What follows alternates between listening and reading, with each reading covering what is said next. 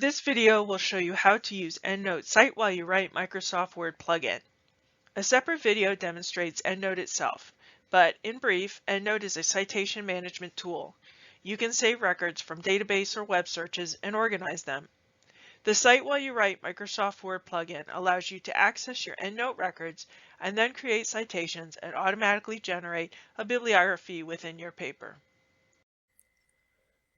The first thing you're going to want to do is go to the library homepage.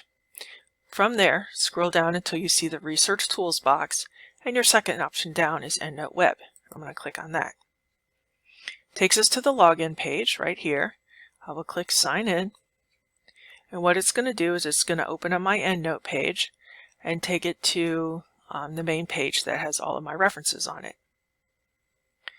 Now what I'm going to do is I'm going to come over here and hover over Format, and then I will come over here to Cite while you write plugin. I'll click on that. You'll notice right here there are installation instructions, system requirements, as well as clicking here to download in Windows and clicking there to download in Mac.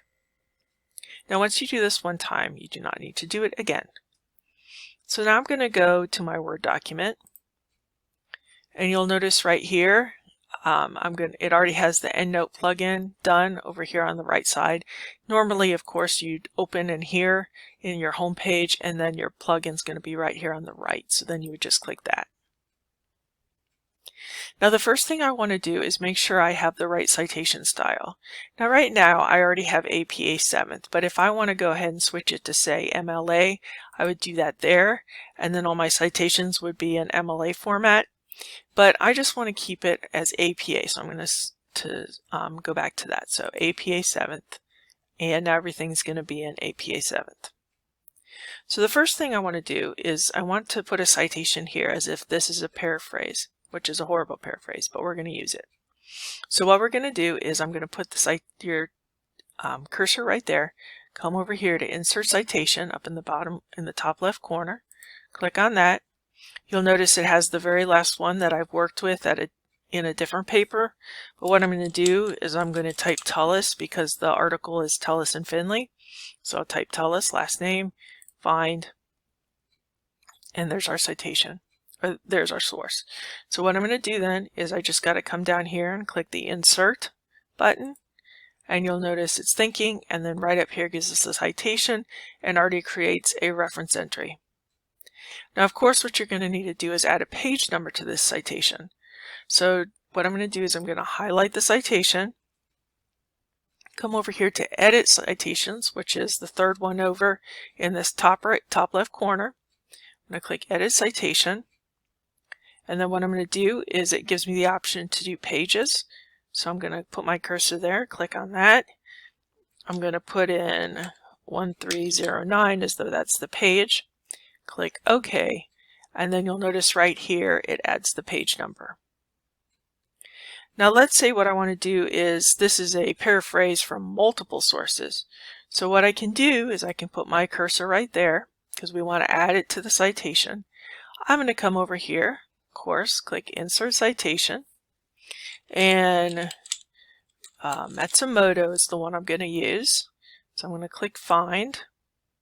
Oh, no results found. Because I respelled it wrong. And there we go. So it highlights it. I'm going to do another thing where I click Insert, and then you'll notice right here there's my citation along with Tullis and Finley, and the reference entry is added at the end. Of course, I'm going to want to come over here and put the page number, so let's go ahead and show you how to do that. That's going to highlight all of it, but that's okay. So I'm going to come up here to Edit Citation. I'm going to pick the one that I want to edit. So right here is Matsumoto. That's the one I want to edit. So I'm going to put the page number here. We're just going to say page 236 just as an example. And I will click OK. And now the Matsumoto one has a page number attached to it. Now let's say you'll notice right here I made a statement, Stone and Jay say psychological strategies are effective.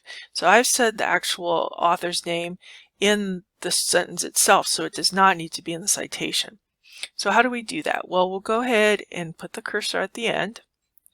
we're going to do insert citation, and Stone is the first name of the one I'm looking for, so I'll click find, and there it is. Now what I can do is I can insert down here in the bottom right corner is what we usually use, but you'll notice there's a little download there, and I can do insert and exclude author. And if, say for example, I already included the year in the sentence, I can do that as well. So I'll do insert exclude author, and you'll notice right here the citation does not have the author's name in it as it does up here. Again, you're going to want to put the page number in there to do that.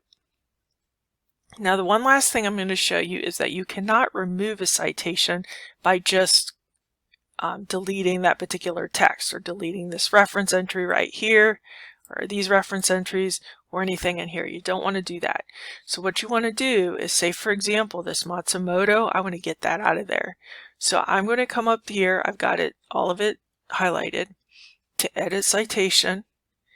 I'm going to say there's the Matsumoto, that's the one I want to get rid of. I'm going to, under edit reference over here to its right, there's a little drop down menu, and I can do remove citation, and then click OK, and Matsumoto citation is done. Now again, what you can do is, remember I said it was APA citation style. Now if you need to change citation style in the middle or at the end, that's fine, you can do that. So you would just come over here to the drop down menu, and let's just say MLA. I would click MLA, and it turns it into MLA style.